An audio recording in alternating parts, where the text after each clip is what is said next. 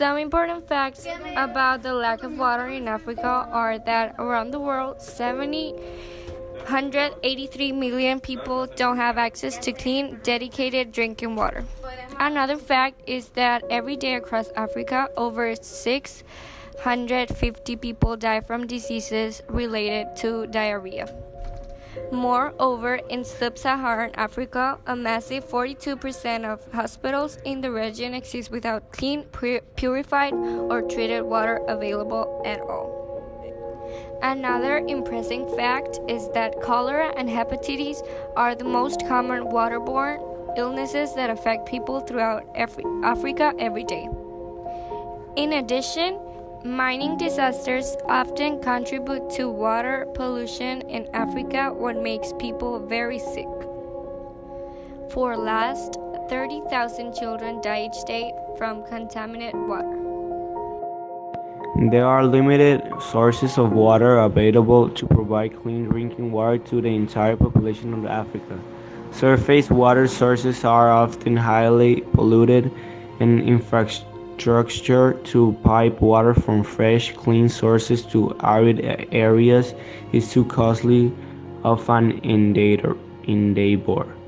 Groundwater is the best resource to tap to provide clean water to the majority of areas in Africa, especially rural Africa, and groundwater has the benefit of being naturally protected from bacteria contamination and is a reliable source during droughts.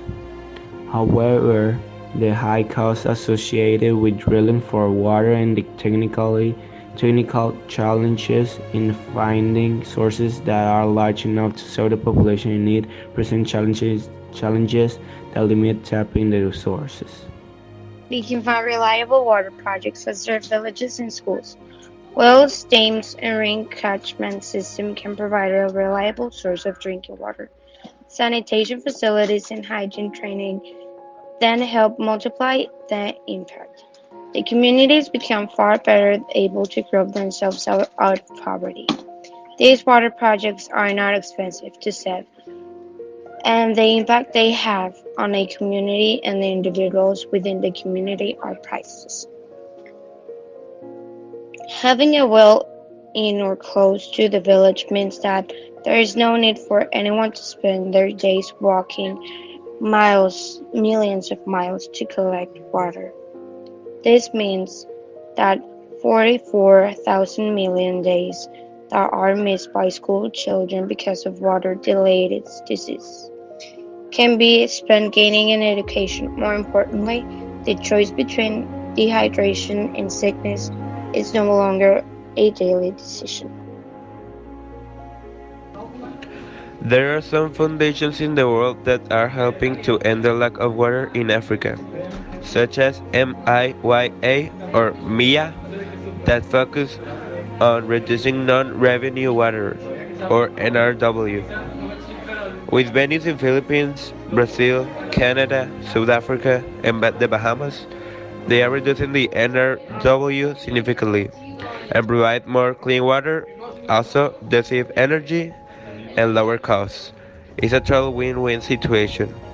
Also, Water.org works with local partner organizations to build wells and provide intensive training seminars on the importance of good hygiene practice with water and its link to better health and, of course, safe water. They have venues basically in all the world, from Africa and Asia to Latin America and the Caribbean. There are much more foundations like Columbia Water Center or CWC, Three Avocado Foundation, Water is Life Foundation, and Pure Medi, and more. In Europe, about 60% of large European cities have approximately 140 million people living in or near areas of such groundwater overexploitation. This can lead to restrictions on water use by both households and industries in many countries in Europe.